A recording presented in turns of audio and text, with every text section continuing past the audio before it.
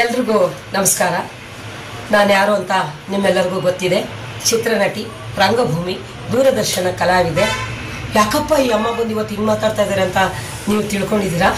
ಯಾಕೆ ಬಂದಿದ್ದೀನಿ ಅಂದರೆ 27ನೇ ತಾರೀಕು ನಾಳೆ ಶನಿವಾರ ಸಾಯಂಕಾಲ 6:30ಕ್ಕೆ ಇಳಕಲಲ್ಲಿ ಒಂದು ಅದ್ಧೂರಿಯಾದ ಕಾರ್ಯಕ್ರಮ ಮಾಡ್ತಾ ಇದ್ದಾರೆ.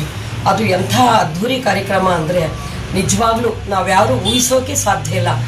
ಅಷ್ಟು ಮಟ್ಟಿಗೆ ಇಳಕಲ್ಲಿನ ಸಮಸ್ತ ನನ್ನ ತವರು ಮನೆಯ ಅಣ್ಣ ತಮ್ಮಂದರು ಅದ್ಧೂರಿ ಕಾರ್ಯಕ್ರಮ ಮಾಡ್ತಾ ಇದ್ದಾರೆ. ಅದು ಯಾವ ಸಂಘದಿಂದ ಅಂದರೆ ಯೂನಿಯನ್ ಸಾಂಸ್ಕೃತಿಕ ಹಾಗೂ ಕ್ರೀಡಾ ಸಂಸ್ಥೆ ಇಳಕಲ್.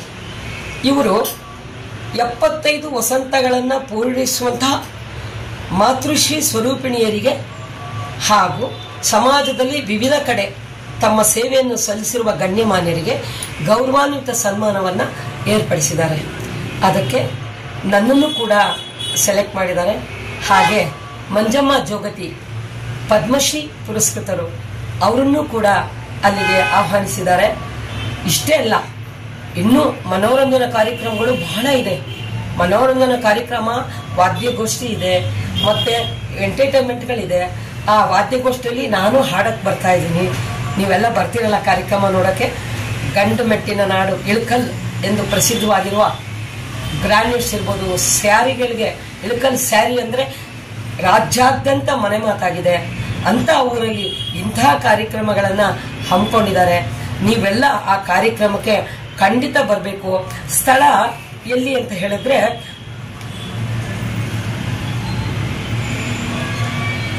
MD ಭಗವಾನ್ ಮನೆ ಹತ್ತಿರ ಕುಲಕರ್ಣಿ ಪೇಟೆ ಇಳಕಲ್, ಇಲ್ಲಿ ಏರ್ಪಡಿಸಿದ್ದಾರೆ.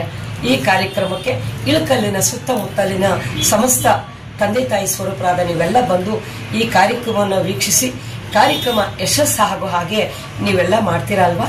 ನೀವು ಬಂದೇ ಬರ್ತೀರಾ.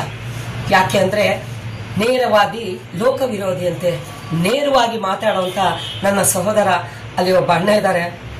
ಅವರೇ ನಮ್ಮ ಕಾಶ್ಯಪ್ಪನವರು, ಅವರ ಪತ್ನಿ ವೀಣಾ ಅವರು, ಹಾಗೆ ಗೌರಮ್ಮನವರು. ನನಗೆ ಆ ಕುಟುಂಬ ಹೇಗಿದೆ ಅಂದರೆ ನಾನು ಮೊದಲಿಂದನೂ ಆ ಕುಟುಂಬದಲ್ಲಿ ಒಬ್ಬ ಫ್ಯಾಮಿಲಿ ಸದಸ್ಯಾಗಿ ಕೆಲಸ ಮಾಡ್ಕೊಂಡು ಬಂದಿದ್ದೀನಿ. ನಿಜವಾಗ್ಲೂ ಕಾಶ್ಯಪ್ಪಣ್ಣ ನೇರವಾಗಿ ಮಾತಾಡ್ತಾರೆ. ಬಹಳ ಖುಷಿ ಅನಿಸುತ್ತೆ. ಆ ಊರಲ್ಲಿ ನನಗೆ ಗೌರವಿಸ್ತಾ ಇದ್ದಾರೆ ಕರೆದು ಅಂದರೆ, ನನ್ನ ತವ್ರ ಮನೇಲಿ ನನ್ನನ್ನು ಕರೆದು ಗೌರವಿಸ್ತಾ ಇದ್ದಾರಲ್ಲ ಅಂತ ನನಗೆ ಬಹಳ ಖುಷಿ ಆಗ್ತಾ ಇದೆ. ನೀವೆಲ್ಲ ಕಲಾವಿದರು, ರಂಗಭೂಮಿ ಜೀವಂತ ಕಲೆ. ಈ ಕಲೆ ಉಳಿಬೇಕು, ಬೆಳಿಬೇಕು.